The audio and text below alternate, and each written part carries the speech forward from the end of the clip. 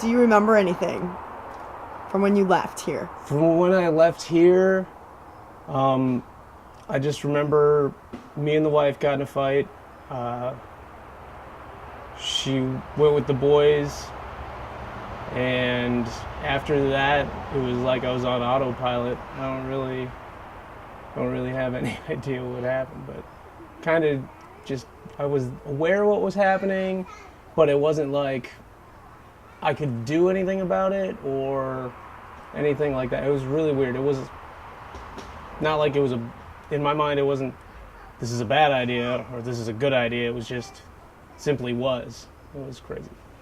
Do you remember anything about being gone and where you were and what conditions? I was living in the woods. I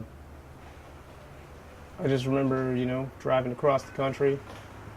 I was still kind of on autopilot. Basically what happened is once me and the wife got in a fight, after she left, it was just like, 10 years of all the stuff that I've just been packing in a little box and throwing over the shoulder just all came out at once. And it was a lot. Out there, I was living in the woods. I had a hatchet and a little camp saw, so I just made some shelter, did what I do best, live in the woods. And yeah, every day it was just it was kind of rough. Living out in the woods, I was kind of in my element, so I was good to go there. But on the other hand, I had all these crazy thoughts going through my head about this, that, and the other thing. And yeah, it was definitely different. What kind of crazy thoughts? Just about everything. A lot of thoughts about the wife and kids. A lot of thoughts about military things I've done in the past, things that I've, everything. Was suicide ever a thought? It was. Every day I'd have to fight that back. And it was a really dark place for me. It was a really dark place. Yeah. What stopped you, do you think, from taking that major step and committing suicide or anything? A lot of what happened was I put a lot of, basically it was just the boys, my kids. Every time I'd start getting those really dark thoughts, standing at the edge of that freaking cliff, I just remember my boys. I remember I had something to go back home to.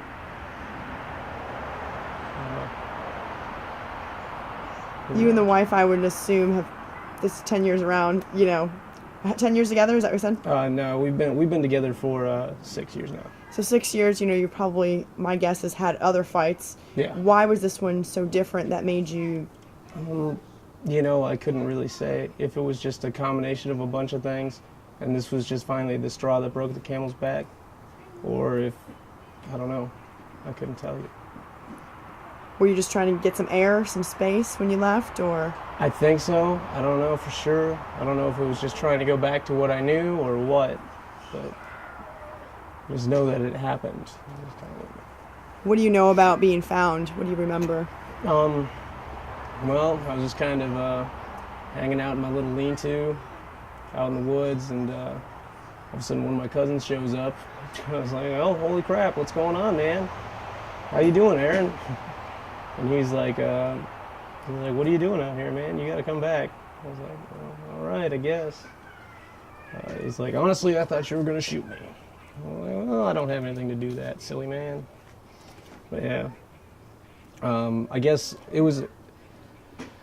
They all my friends and family spent I guess a good couple days searching all the state parks and stuff. So he just remembered that we used to go up to one of my buddy's plots of land up north, and so I was out in the woods close to it. So we just searched out in the woods around there, and sure enough, found my little lean-to and said hi.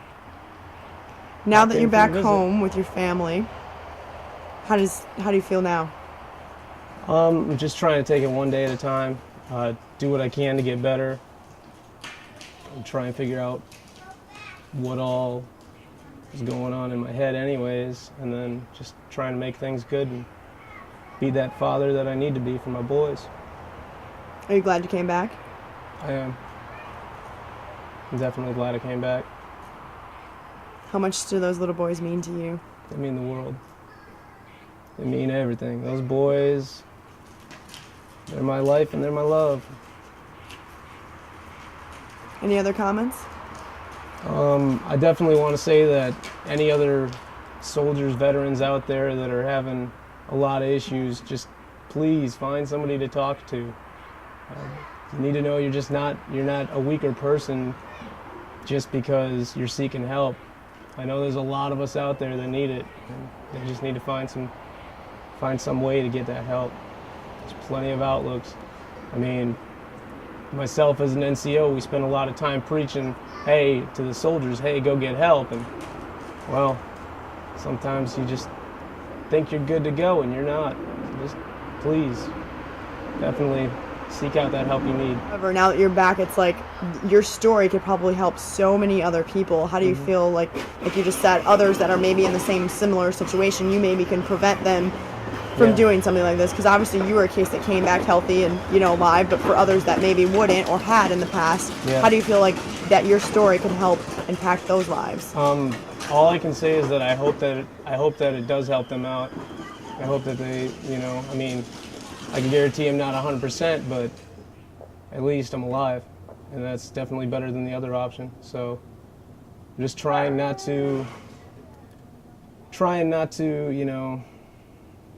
on, let me think of some words. You're fine. I had some good words. I can't think of it. Thank God they have editing. Well, no, I don't want to waste, I don't want to waste my time.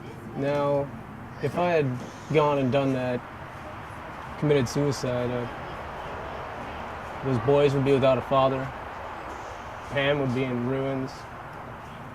There's just so many, my parents would be a train wreck, I can only imagine. There's so many other people that I've, touched in my life, even if you don't think about it, that I just wouldn't want to do that. Where do you go from here? As far as... Are you looking at getting special medical attention or anything like that? Or I'm trying to, well, I say I'm trying to, but the military is, they're looking to try and enroll me in an inpatient TBI, PTSD treatment, and hopefully that'll give me what I need.